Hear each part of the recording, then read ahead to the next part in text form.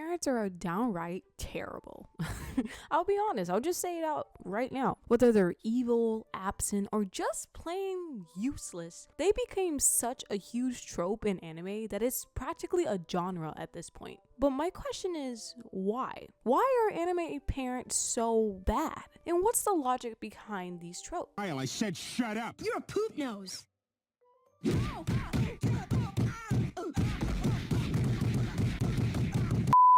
Today we're going to be diving into the 3 most common types of terrible anime parents and unpack why they exist and how they actually serve the story. But before we start, please don't forget to like, comment, subscribe for more future content.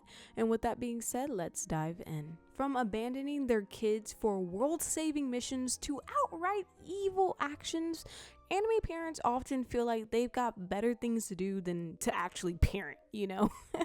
So first we got the absent parent trope. Okay, so this is honestly the most common type of bad parent trope I've seen, and it's not hard to see why. From Jean Francis in Hunter x Hunter, for example, or to even Minato in Naruto, these parents are either dead, missing, or too busy saving the freaking world to stick around for their own kids.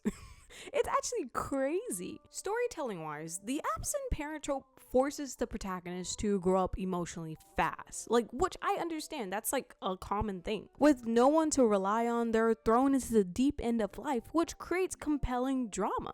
Gon's entire journey, for example, in Hunter x Hunter is driven by his need to find his father, and Naruto's dream of becoming Hokage is deeply rooted in growing up as an orphan. Without these absences, their stories lose a lot of emotional weight. It's honestly very convenient for the plot. Without a parent who will figure around to, let's say, micromanage or protect the protagonist, there's no one stopping them from diving headfirst into danger. Okay, I'm just saying. Next, we got overbearing and outright villainous parents. Okay, these are the parents who go way beyond neglect. They actively make things honestly worse. I am your father.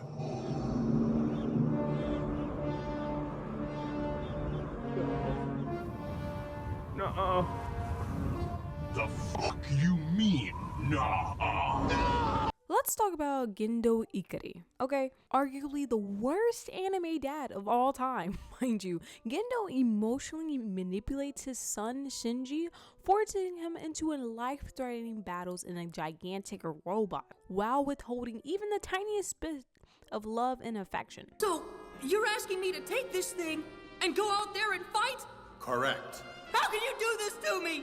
I thought you didn't want me! Correct. If you're going to do it now. If not, then leave. Damn! Shinji's struggle isn't just about fighting angels, okay? It's about the crushing weight of living up to his father's impossible expectations. And then there's Aaron's dad from Attack on Titan, okay? He literally infuses his own son with the Titan power without explaining why, and then leaving Aaron to grapple with the unimaginable trauma and responsibility. Like, bro, what?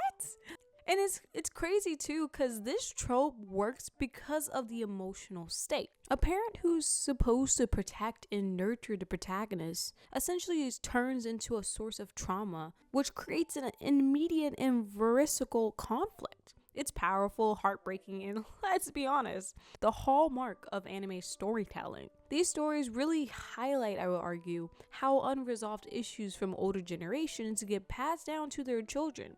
It's honestly dark, it's real, and it's one of the reasons why this trope resonates so deeply with the audience. And then last but not least, there is the comically bad or over-the-top parent trope. These ones are honestly terrible, okay? You want to die for this planet? Fine. What's 17 more years? I can always start again. Make another kid. Take Jean Francis. Yes, Jean Francis again, okay? This man left his son a scavenger hunt instead of freaking raising him. Like, really? Like, guys, I get it. He's a legendary hunter, but that does not excuse yourself for abandoning your kid just to have him go on this wild goose chase when she's 11. Like, kid you not. What? I just find that ridiculous. And then there's Sho Tucker from Full Metal Alchemist. Guys, if you do not already hate this man, let me remind you, this man fused his own daughter with their dog in the name of freaking science. The result? Abomination, okay? Today. Oh my God, what is that? Oh my God, what is that? I'm just saying, this honestly traumatized the entire anime community everywhere, okay? Like, did he show any remorse? No. He just shrugged it off as if it's necessary for science. Like, thank you. Thanks, Sho, for making us question humanity in itself, okay? Like, these parents exist, honestly, not just to show how freaking traumatizing it is to have a parent like them, but to also exist for shock value. Okay, their actions are so extreme that they're honestly unforgettable. Sho Tucker is one of the most hated anime characters of all time, and that emotional reaction strengthens the impact of the story. Guys, mind you, I watched Full Metal Alchemist when I was 12. I watched that scene only once in my life, but the fact that it still sticks in my head till this day honestly says something. Okay, I'll give them props to that. I'll give you props. So sometimes it is also satire. Gene Francis feels like a commentary on how some parents justify neglect by claiming it's for the child's own good. That's this whole idea involving Hunter x Hunter. He's doing it for the sake of humanity. Let's be honest, that's a little... Just tell me you're bullshitting me. Like, I'm just saying. It is honestly absurd, but it makes a point at the same time. So why do these tropes persist? Because they're effective. Whether it's a journey to prove their worth like Naruto or to confront their trauma like Eren, bad parents often shape the entire story. But not all anime parents honestly suck. Let's talk about some of the exceptions. The ones who actually do their jobs and, let's be honest, do it well. May Hughes from Full Metal Alchemist is a shining example of a loving and supportive parent in anime. He dotes on his daughter, openly celebrates his family, and goes above and beyond to help Edward and Alphonse in their journey. His tragic death makes his impact on the series even more impactful and unforgettable. Another example I can give you is Thor's from Vinland Saga, okay?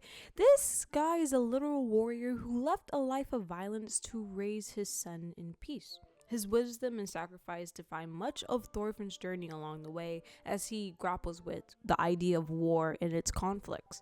And then my last example I can definitely give you is Lloyd Four from Spy X Family. He may not, okay, don't get me wrong, he may not be a biological father, but his dedication to his undercover mission leads him to become an incredibly caring father figure to Anya. Over time, Lloyd's fake family starts to feel more real as his genuine concern for Anya's well-being grows, making him a great example of unconventional yet heartwarming parenting. Like, guys, he doesn't even have to be her biological father, but at least he's doing something, okay? That's all I gotta say. At least he's doing something, alright? Now, let's talk about why these tropes honestly resonate so much with audiences. In Japan, especially in older generations, the father figure was often seen as the provider, someone distant and emotionally unavailable. Anime often reflects this societal role, portraying dads who are absent, overly ambitious, or emotionally detached. This is a reflection of real life struggles, particularly for creators who grew up in post-war Japan. For some people who don't know, after World War II, Japan experienced rapid industrialization and social shifts, with long work hours and cultural pressures often leaving parents emotionally distant from their children. Honestly, this backdrop is often mirrored in anime, where father figures prioritize duty or ambition over emotional connections. For example, Gendo Ikari in Neon Genesis embodies the unresolved trauma of his generation, using manipulation and coldness in the place of empathy and love. These exaggerated depictions resonate with audiences by addressing universal struggles, while also exploring the complexities of family relationships and the impact of generational trauma. We often see this in anime as it drives on protagonists who endure traumatic childhoods, leaving a lasting impression that drives their entire motives and motivations. Trauma honestly breeds resilience. I hate to say it, but it does. And when parents fail, it forces characters to grow up quickly and find their own paths. Think about it, okay? Would Edward Elric have been so driven to master alchemy if his father had been there to guide him? Like, let's be honest. Would Gon have ever even started his journey if Jean had been a present and loving dad? No, we wouldn't even have that show in the first place. So why are bad anime parents such a common trope? Ultimately, it's because they create tension, emotional depth. Honestly, without these traumas and without these people in their lives, we wouldn't even have all these amazing anime stories that we have today. Ultimately, it's because they create tension and emotional depth, whether they're absent, abusive, or just plain useless.